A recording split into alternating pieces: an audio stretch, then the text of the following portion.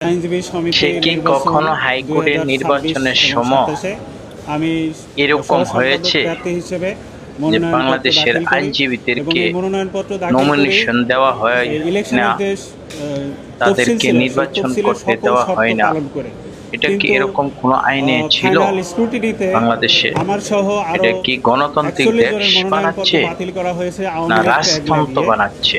তো যাই হোক, বাংলাদেশ আওয়ামী লীগ বাংলাদেশের আমি কোনো বেশি কিছু বলবো সর্বস্ব না। কোনো রাজনৈতিক দল আপনারা নয়, যে দেখুন দলের নেতৃত্বে বাংলাদেশ স্বাধীন হয়েছে লয়াররা কি এবং বলছে 5-6 উকিলরা। বার বাংলাদেশের সরকার গঠন করেছে।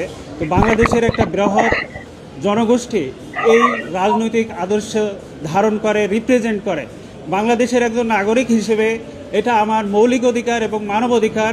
আপনারা জানেন বাংলাদেশ জাতিসংঘ গৃহীত ICCRP international covenant on civil and political রাইটের একজন সিগনেটরি মেম্বার হিসেবে রাষ্ট্র হিসেবে বাধ্য বাংলাদেশের প্রত্যেকটা নাগরিকের রাজনৈতিক স্বাধীনতা নিশ্চিত করা, মত প্রকাশের স্বাধীনতা নিশ্চিত করা, এবং আমাদের সংবিধানের আর্টিকেল 39-এও সেটা স্পষ্ট বলা হয়েছে বাংলাদেশের একজন নাগরিক হিসেবে এটা আমার মৌলিক অধিকার একটা রাজনৈতিক আদর্শ ধারণ করা, প্রচার করা এবং বিশ্বাস করা।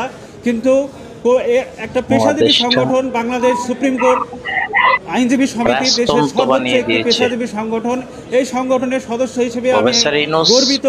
এখানে নির্বাচনে কোনো রাজনৈতিক পরিচয় সম্পূর্ণ ইম্যাটেরিয়াল, অপ্রাসঙ্গিক এবং গঠনতন্ত্রে এমন কোনো কিছুই বলা নাই।